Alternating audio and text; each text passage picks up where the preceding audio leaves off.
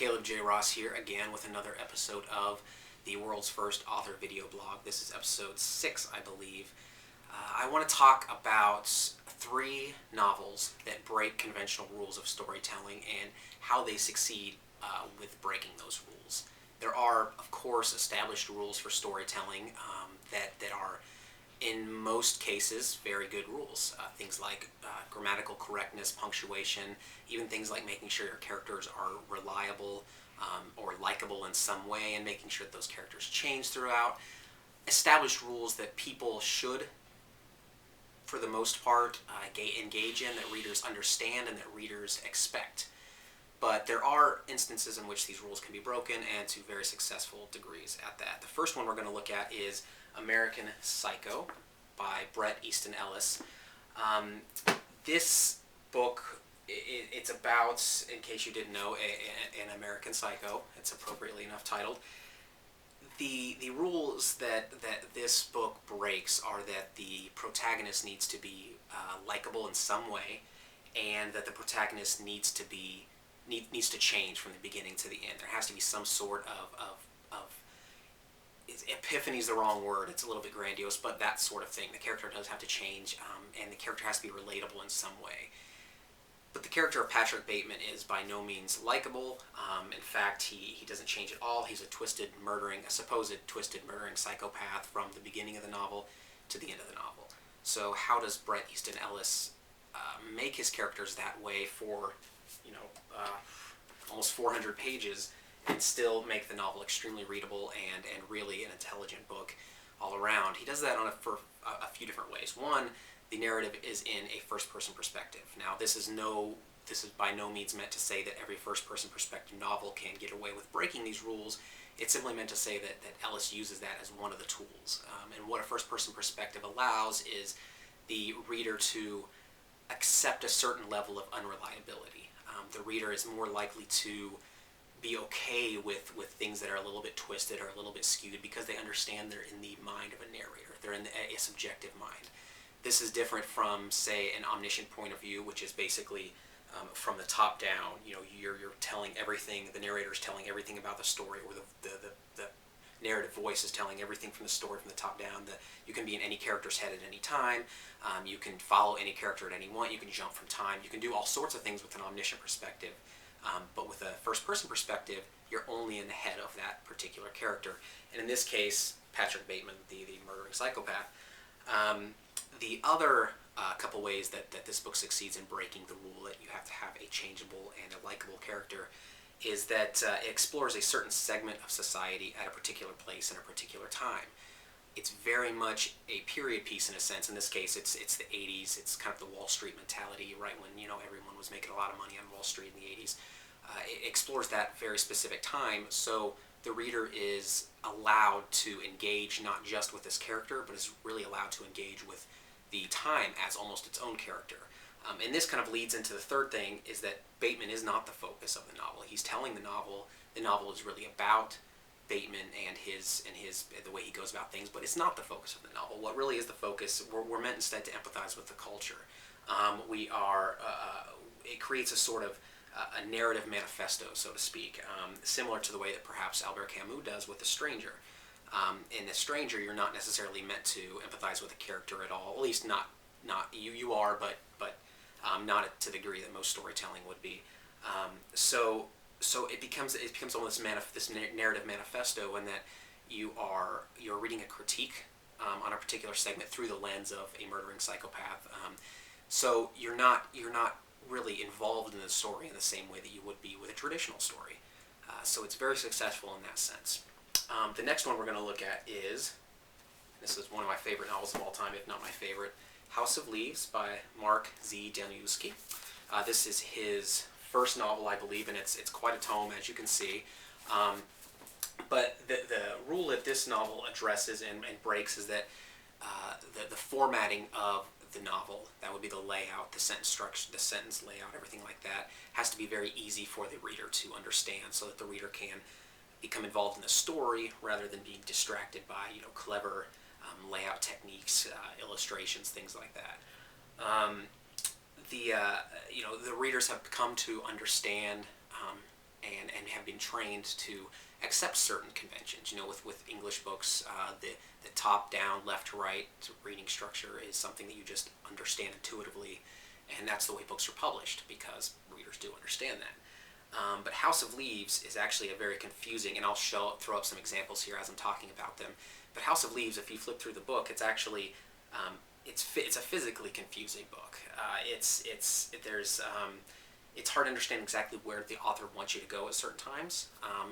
You're not meant to read in that traditional Z pattern, top down, left, right at all. At least not for a lot of the book. There's footnotes that you have to jump back and forth through. The author really it really forces you to explore and engage with the novel in a way that you don't with a lot of other novels. Now, I know there's been other books out there with illustrations and different elements that allow you to play with the text, but this one does it to a level that's really kind of unprecedented. The way that it works and the reason that House of Leaves can break these rules is because House of Leaves really makes the narrative element and the illustrations and the text they're completely inseparable.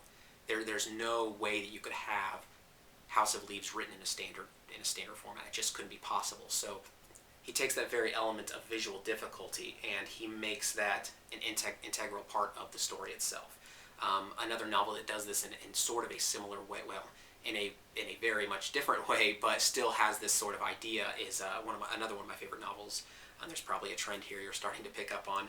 Mark Dunn's LMNOP, ELLA, space MINNOW, space PEA. And yes, it is supposed to be sound like the center part of the alphabet, LMNOP. This book does it, I'll touch on very, very quickly, by removing certain letters from the alphabet as the story progresses. So there's fewer and fewer letters that the narrative is able to use as the book goes on, and that also is a very important part of the story itself. So the author, in both cases, with House of Leaves and with LMNOP, the author is not trying to be clever for clever's sake. The author's not just trying to throw some really neat-looking visual elements at you. Those visual elements, the strangeness of the text is extremely important and actually is a part of the story itself. The third one I'm going to look at, which actually is very similar to House of Leaves in the rules that it addresses and breaks, is Blindness by Jose Saramago, or Jose Saramago if you want to be all Portuguese about it. This one also addresses the idea of the narrative needing to be easy to read, needing to be simple, and needing to really play into the conventions that readers have come to expect. This one, it really focuses more on just the simple concepts of punctuation and grammar rather than trying to make illustrations almost out of the text like Danielewski does in House of Leaves. Actually, I'll throw up some examples of this one too because it's definitely worth taking a look at. But you can see as you kind of look at these examples that I'm showing you right now that Blindness and really all of Saramago's work is full of just big blocks of text. It's rarely paragraphed. There's always a run-on sentence. The text is always flowing, and there's really no dialogue attribution at all. So it's a very intimidating book when you just kind of flip through it. But the way that this really works, and this is something that I really felt important to talk about, is that it's the author's style is the only reason it really works. The run-on sentences, the sort of strangeness does have some purpose in terms of the plot of a story with Blindness, but really all of Saramago's work has this format or this unique style, but it doesn't necessarily comment on all of his plots and stories. So I'm looking at it just from this perspective that it's his style. And the reason I want to bring that up is because it's really important to know that you can bend rules and you can change things and even break rules and credit that to your own personal style if and only if the story itself is worth doing and you've actually built up enough credibility as an author that it makes sense that you can get away with it. So you can't just be a new writer who might possibly just be lazy and want to really leave all of the stylistic choices up to the judgment of critics. For example, you really have to know and have a reason why you're doing it. For Saramago, it's a stylistic choice that he's been able to really create and own and master, and no one's really ever been able to do it before. bottom line is that the story is extremely compelling, and there's a unique voice. It's an extremely unique voice with Saramago that really overrides the plot's context. In the previous books that I mentioned, House of Leaves and Elemental P, the strange layout and the textual elements worked with the context of the plot itself. Like I said, with Saramago's work, that's not the case, but the voice is so compelling and so unique that he's able to get away with it. And plus, he has, I don't know how many novels, quite a few, 13 or 14, I think, out there right now. So he's proven himself, and he's made it work.